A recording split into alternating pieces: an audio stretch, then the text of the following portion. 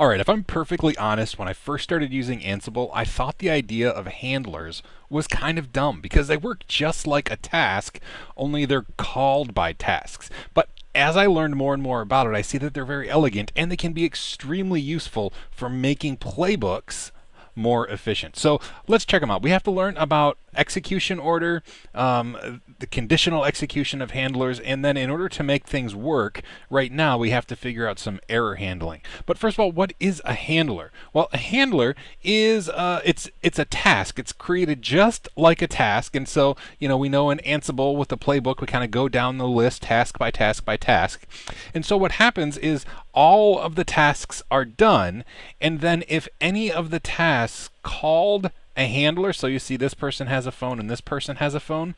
So let's say that they made a text message to the people in the end of the line, and after all tasks are done, then the handler comes into play. And that's sort of what happens is all of these happen one by one. Again, tasks go down through the list one by one incrementally like a script, and then anytime a handler is called at the end of the task chain running, then any handlers that are called are called. So let's say this person and this person both called the same handler.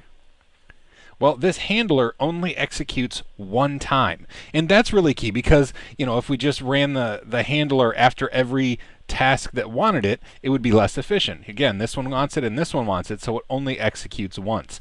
But the real magic is that the only time a handler is called is if a task makes a change. So let's say this task is to change a configuration file in Apache. Well, it calls a handler that will restart the service. However, if there's no configuration change needed, like the configuration is already in place, the handler is not called.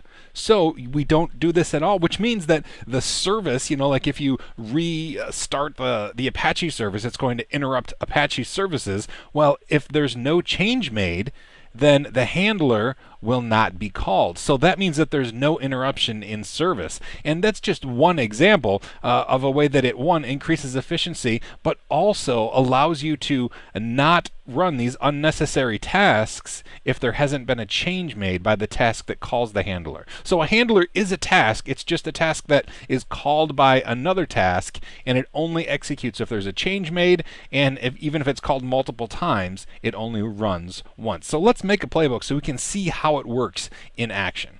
Now we're going to create this playbook just like we have before. So we're just going to say VI. I'm going to use VI. You can use whatever editor you want. We'll just say test.yaml. And then our first line is going to be 3 dashes. And then I'm going to say hosts. Oop, got to put a space in between there. Hosts.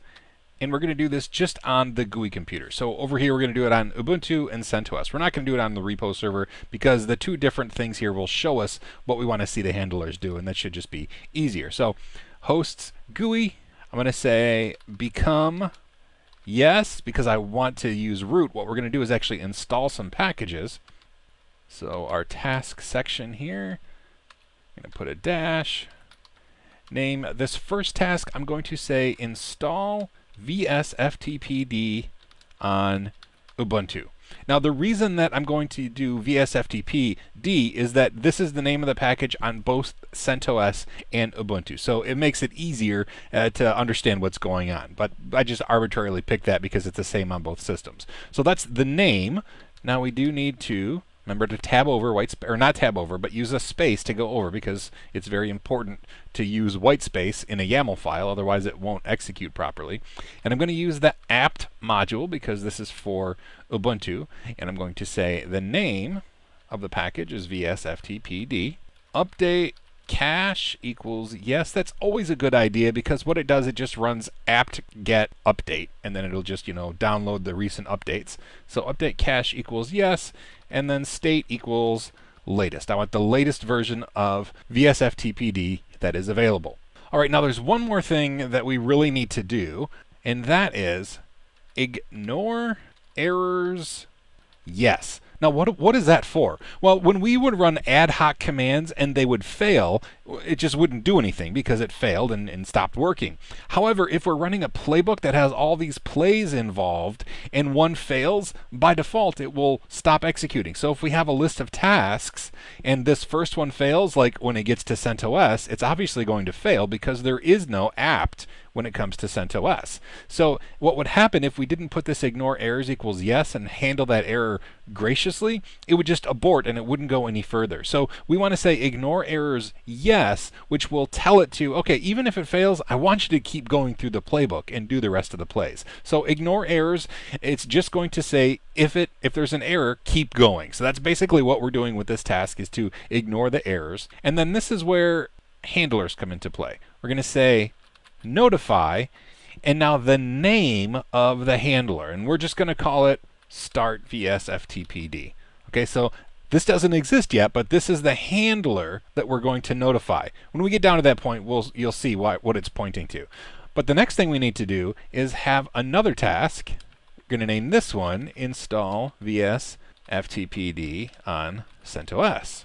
Yum, and it's pretty similar. Name equals vs ftpd. We don't have to say update cache because yum doesn't do the same sort of thing that apt does, right? We just want to say state equals latest, ignore underscore errors colon yes, and then notify start vs ftpd. And those are our two tasks inside this playbook. Now, we also have to start a new section called handlers. Okay, so notice this is tabbed the same as tasks because it's just like a task, but it's a new section called handlers. So we'll press enter. This is done exactly like a task. So we're going to say name start vs ftpd. Now this is important because normally it doesn't matter what we name tasks, but it does matter what we name the handlers, because the notify part of each task refers right to the handler by name. So we have to make sure that these match exactly, because the notify is going to refer to a specific handler. So that's where names really do count. And then we're going to say the service module. Again, it functions just like a task. Name vs ftpd, that's the name of the service.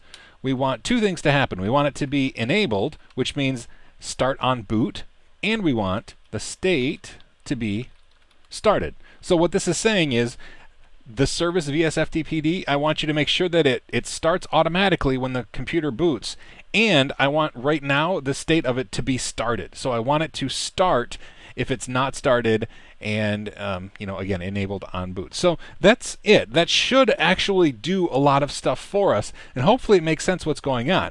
So remember, all the tasks happen. Remember our line of people. We're going to go through here. It's going to try to install on Ubuntu on both computers. It's going to try it here. It's going to succeed and fail here. Then it's going to install vs ftpd using yum. It's going to fail here, and it's going to work here.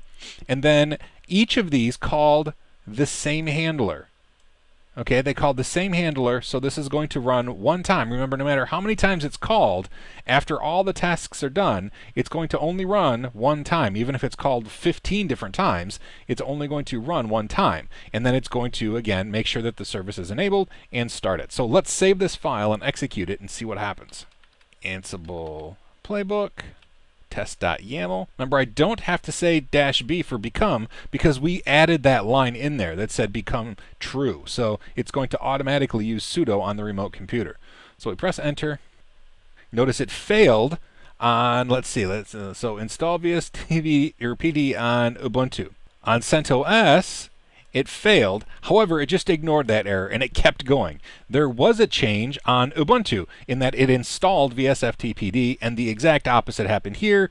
On Ubuntu, the yum command failed, so it ignored it, and then it had a change where it actually did install vs ftpd on CentOS. Now this is interesting. It's running the handler to start vs ftpd. Here's the deal. On Ubuntu, it started it and it said, okay, but there was no change made. Well, that means it was already running and it was already enabled. On CentOS, however, there was a change made. Now, that it doesn't tell us if that change was to enable it on boot or to actually just start the service. I just know, being familiar with CentOS, that when you install a package, it doesn't usually automatically start the service. So what happened here is it installed it and then it started the service, and so it recognized a change here. Now, if we run this again, what would you expect to happen?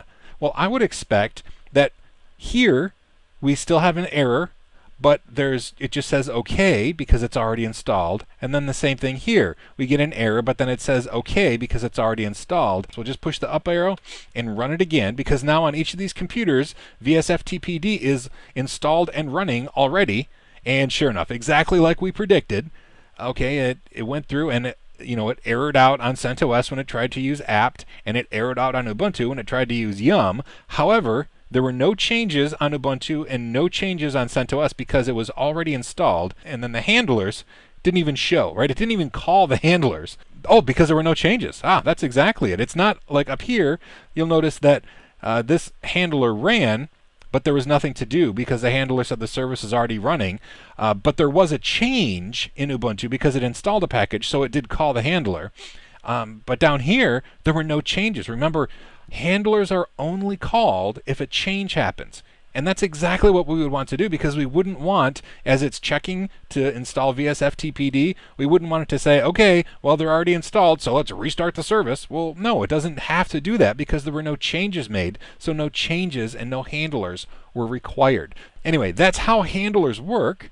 And honestly, even though I'll admit it seems like a silly thing to have, these devices over here that work just like a task but run after the fact, you can see how efficient it makes it, and also how nice it is that they aren't executed if there's no changes made. So it makes handlers, apart from what I originally thought about them, handlers are very important and a very awesome aspect of using Ansible on multiple systems. So I hope this has been informative for you, and I'd like to thank you for viewing.